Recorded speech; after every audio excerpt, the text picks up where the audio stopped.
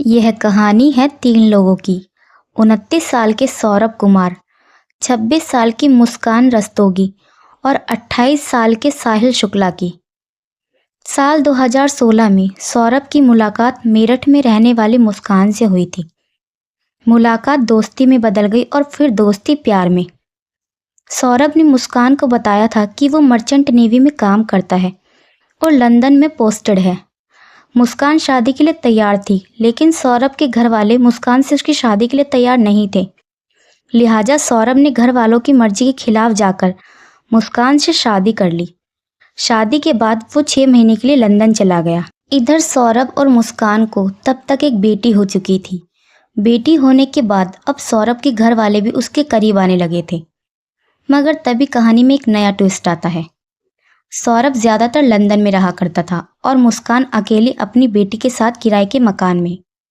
इसी दौरान मुस्कान की मुलाकात उसी के मोहल्ले में रहने वाले साहिल शुक्ला से होती है, जो स्कूल के दिनों से मुस्कान को अच्छी तरह से जानता था। देखते ही देखते दोनों बेहद करीब आ गए। अब साहिल अक्सर मुस्कान के घर आने जाने लगा। यहाँ तक कि दोनों घर में शराब पीते और नशा करते थे। इत्तेफाक से मालिक उन दोनों के रिश्ते को भाप गया था। साल 2021 में जब सौरभ लंदन से मेरठ आया, तब मकान के मालिक ने उसे मुस्कान और साहिल का सच बताया। इस बीच दोनों के कुछ चैट पर भी सौरभ की नज़र पड़ी।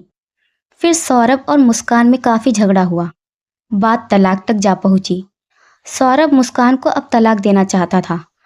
इन्हीं झगड़ों के बीच 2023 में सौरभ फिर से लंदन चला गया।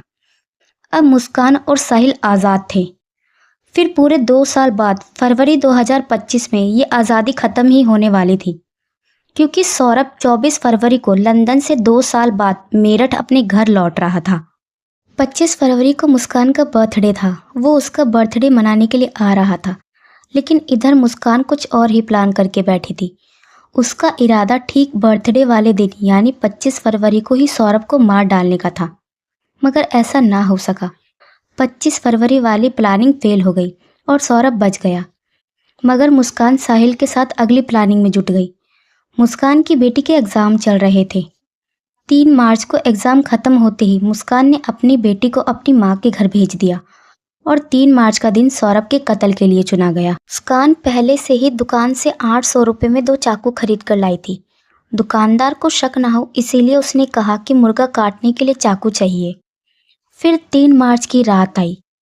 मुस्कान ने सौरभ का पसंदीदा खाना कोफ्ता बनाया और उसी में बेहोशी की दवा मिला दी। उस रात को जैसे ही सौरभ अपने कमरे में सोने गया, मुस्कान ने साहिल को बुला लिया। इसके बाद पहले मुस्कान ने सौरभ के सीने पर तेज धार खंजर से वार किया, क्योंकि साहिल चाहता था कि सौरभ के सीने पर पहला वार उसकी पत्नी मुस्कान ही करे। फिर साहिल चाकू लेकर सौरभ पर टूट पड़ा। सौरभ पूरी ताकत से लड़ने की कोशिश कर रहा था, लेकिन वो हार गया। उसकी मौत का तमाशा देखती रही उसकी पत्नी, और कुछ ही मिनटों में सौरभ की सांसें थम चुकी थी। कत्ल के बाद अब लाश ठिकाने लगाने की बारी थी, तो उसकी प्लानिंग भी पहले से ही हो चुकी थी। इसके बाद साहिल और मुस्कान ने मिलकर एक प्लास्टिक का बड़ा ड्रम खरीदा। फिर उन दोनों ने बाथरूम में सौरभ की लाश के टुकड़े किए, उन्हें एक बोरे में भरा और उस बोरे को बड़े ड्रम में डाल दिया।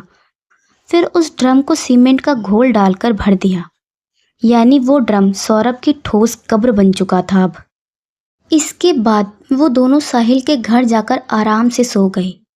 फिर 4 मार्च की सुबह हुई। लाश वाला ड्रम कमरे में रखकर अब मुस्कान साहिल के साथ हिमाचल की वादियों में घूमने जा रही थी। 4 मार्च की शाम को ही दोनों ने एक कैब बुलाई और शिमला, मनाली और कसोल घूमने निकल जाते हैं। उस वक्त मुस्कान अपने साथ कुल 64,000 रुपये लेकर निकली थी। 14 दिन बाद जब पैसे खत्म हो गए तो दोनों ने वापस मेरठ आने का फैसला किया। हालांकि एक दूसरी कहानी ये भी है कि पैसा खत्म होने के बाद मुस्कान सौरभ के अकाउंट से पैसे निकालना चाहती थी, लेकिन पैसे नहीं निकले तो उसने अपनी माँ को फ़ोन किया। माँ ने कहा, जब सौरभ तुम्हारे साथ ही घूमने गया है तो पैसे की क्या ज़रूरत। इस पर मुस्कान अपनी माँ को बताती है कि उसने सौरभ को मार डाला। तब उसकी माँ पहली बार पुलिस को ये सच्चाई बताती है। इसी के बाद 18 मार्च को पुलिस मुस्कान के इस घर पहुंचती है और फिर नीले रंग के इस ड्रम से सारी सच्चाई बाहर आती है। साहिल शुक्ला अंधविश्वासी था, उसकी माँ नहीं थी, मगर उसने अपनी माँ के नाम पर स्नैपचैट पर एक अकाउंट खोल रखा था। उसे लगता था कि उसकी मुर्दा माँ उससे बात करती है। ये बात मुस्कान को भी पता थी। मुस्कान ने अपने भाई के नंबर पर एक अकाउंट खोला। उसी नंबर के जरिए वो साहिल को उसकी माँ बनकर मैसेज करती थी कि मुस्कान एक अच्छी लड़की है, तो उसके साथ खुश रहेगा। इस वजह से साहिल मुस्कान से और ज़्यादा प्यार करने लगा था। शायद माँ वाली बात और अंधविश्वास का ही असर था कि अब वो मुस्कान से शादी करना चाहता था और इसके लिए वो सौरभ को रास्ते से हटाना चाहता था। इस केस का सबसे भयानक पहलू है साहिल का घर, जिसकी दीवारें साधारण नहीं हैं, जो एक सनकी तंत्र मंत्र में डूबे खतरनाक इंसान के मनोविज्ञान को दर्शा रही है। पुलिस जब इस घर में दाखिल हुई तो उन्हें वहां ऐसी दीवारें दिखी जो किसी अंधेरे रहस्य को समेटे हुए थी। भगवान भोलेनाथ की फोटो, लाल और काले रंग से उकेरे गए रहस्यमय तांत्रिक चिन्ह और अंग्रेजी में लिखे कुछ अजीबोगरीब वाक्य।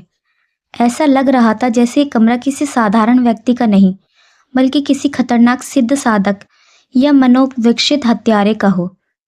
पुलिस को लग रहा है कि साहिल सिर्फ हत्या तक सीमित नहीं था, बल्कि वो एक काले जादू करने वाला अंधभक्त है। पुलिस अब ये पता लगाने की कोशिश में लगी है कि क्या ये सिर्फ एक प्रेमी की सनक थी या फिर इसके पीछे कुछ और गहरे और डरावने रहस्य छिपे हैं। इस केस में अब आगे कौन कौन से राजों पर से पर्दा उठेगा और सौरभ को इंसाफ कब मिलेगा, ये तो आगे आने वाला समय ही बताएगा। साहिल और मुस्कान पुलिस की कैद में हैं और उनसे तमाम तरह के सवाल किए जा रहे हैं। दोस्तों, आपके नज़रिए से इन दोनों को क्या सज़ा होनी चाहिए, हमें कमेंट बॉक्स में ज़रूर बताएं। और अगर आपको हमारी आज की वीडियो पसंद आई हो तो हमारे चैनल क्राइम कॉन्सेप्ट को सब्सक्राइब ज़रूर करें और बने रहें इसी तरह की और क्राइम से जुड़ी कहानियाँ सुनने के लिए। धन्यवाद।